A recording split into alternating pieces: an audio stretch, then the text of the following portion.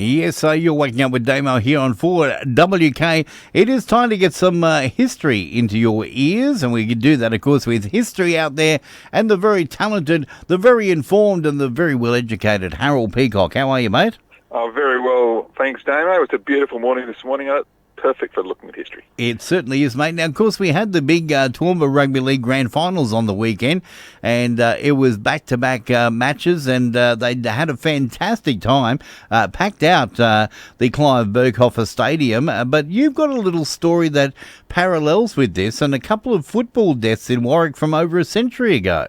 Yeah, that's right. And look, the laws today are safety focused in all forms of footy. And it was back then. It's just that maybe different levels, different threshold of safety they were thinking of. Right. So, look, some form of organised football has been played in Australia for at least 170 years. And it's always been considered a little bit dangerous. Now, the first football death in Australia quite probably happened right here in Queensland, in the North Burnett region in 1862.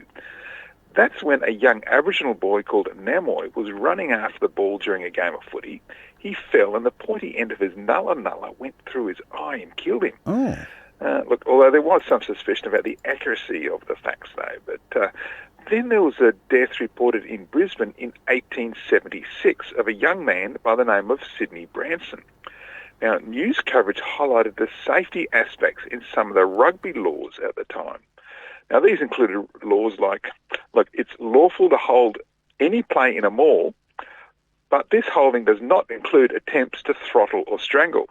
So I was thinking about safety. Okay. And another law was no player may be hacked, kicked in the shins or legs, and held at the same time.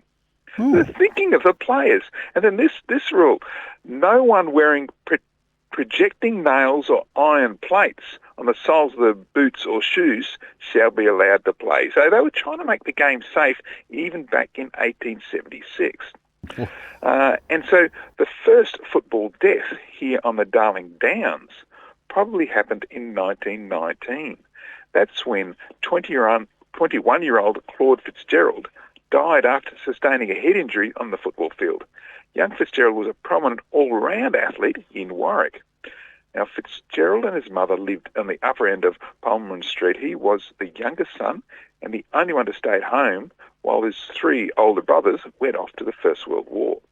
And so that's why the sympathy of the community was immense when he died, because it just seems so unfair for the mother that at a moment when her life should be filled with joy at the safe return of her three soldier sons, that the youngest lad, who kept the home fires burning, should pass away under such tragic circumstances. Now, look, he was remembered because the swimming trophy Claude Fitzgerald Memorial Cup was named after him. It was for a handicap event that it was one in which juniors and seniors were allowed to compete together. It was the only one who was allowed to do that.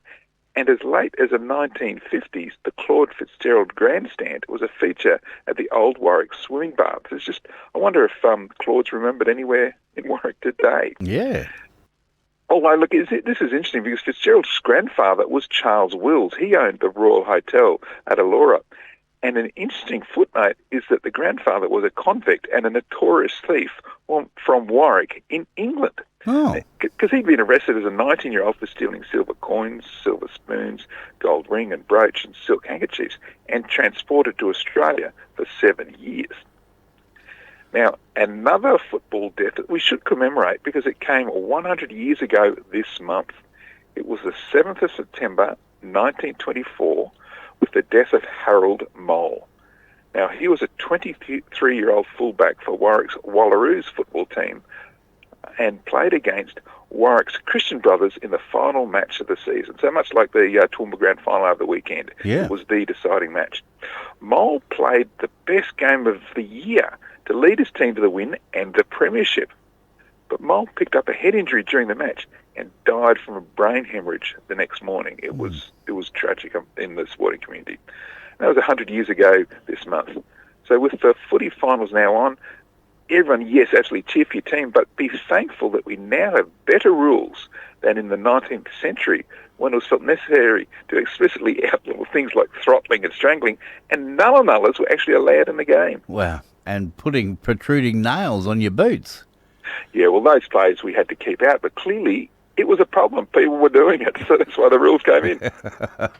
I'll tell you what, that would have been a vicious game of footy, wouldn't it? You wouldn't want to get caught on the ground with that, with the ball being raked out, would you? No, that's for sure. Mate, another great story, and of course we can read about that and many of the other local Darling Downs history stories on your website, can't we? Yes, you can go to all the socials and look for History Out There, or go to the website, like you say, historyouthere.com. And there you go. Mate, thank you so much for that. I always look forward to Tuesday mornings to catch up with some of these history stories. You find some really fantastic stories, so I appreciate it very much. Oh, thank you. And may the best team win no matter who you're supporting in the coming weeks as well. Exactly, and put your nullers away as well. So thank you so much for that, mate. Appreciate it. See you next week. There we go. Harold Peacock, and historyouthere.com is where you can find those stories and many more. In a moment, we're going to take a little look at our birthdays.